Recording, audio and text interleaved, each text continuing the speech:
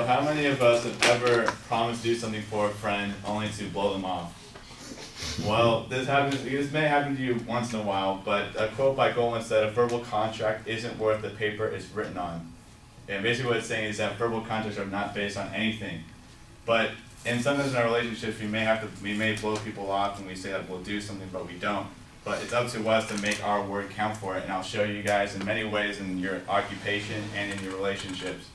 So, I'm a journalist, and with journalists, we have to work with deadlines. And usually when we take on a story, we say, okay, we're going to take this story and I'm going to complete it by this deadline. But I've worked with other journalists where they take a deadline, but they don't do it. And so the editors are left with, hey, what the hell? You did not fill out, you didn't do your article. But to me, I made sure that I got the article past the deadline, so the editors know that if I take a deadline, he's going to take the deadline, he's going to do it. And also, not like this, that there's many times with our friends, when we say that we'll help them, say, try to move, or we'll say, hey, you want to go to the movies? And, but we end up not doing that, or we just kind of blow them off or do something else with a time, and then your friend may say, hey, we're supposed to go to the movies, what happened? And so in your relationship, you should make sure that your words count, that if you say you're doing something, you're going to do it. This has also happened so many times with our family members. Sometimes even we commit it or the other member does it, and we say that say like your mom tells you to go, oh, do the dishes, and you're playing video games and be like, all right, cool, I'll do that.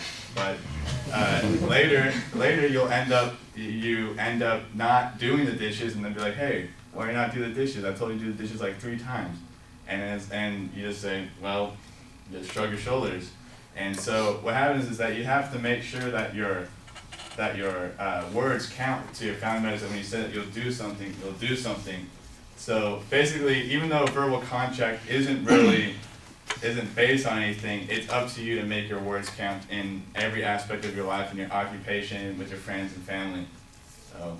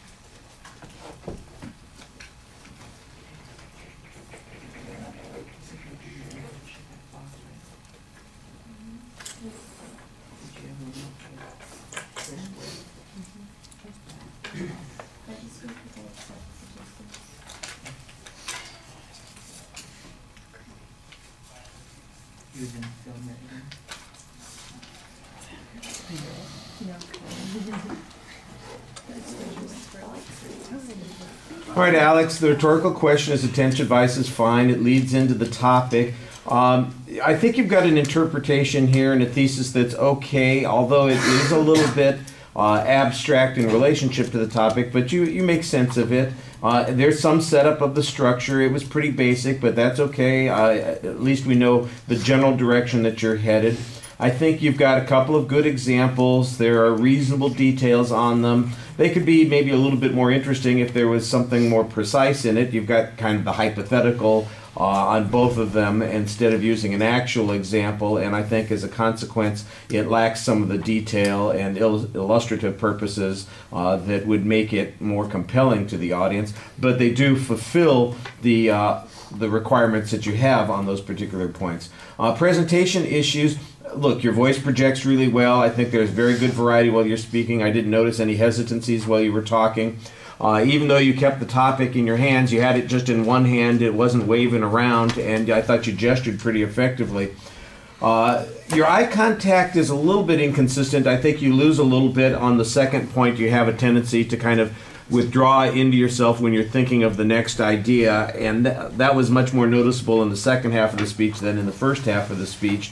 I did like the fact that during the presentation, it's not just your head that you're moving or your eyes that you're moving when you're looking at the audience. You kind of change the orientation of your body. I did feel sometimes that you did that a little more rapidly than you might want to do. I think it could be paced a little bit more effectively, but I thought that it was a nice change that you're doing, and I thought that it worked pretty well. There's no obvious anxiety issues. At the end of the speech, I do think you have a good summary and exit line, but you also need a vocal cue to signal at the end. I think it feels a little doubtful that you're finished because your tone hasn't changed at the end of the speech, and you need to put a little bit of vocal period on it as well as the language that you're using. All right, thank you.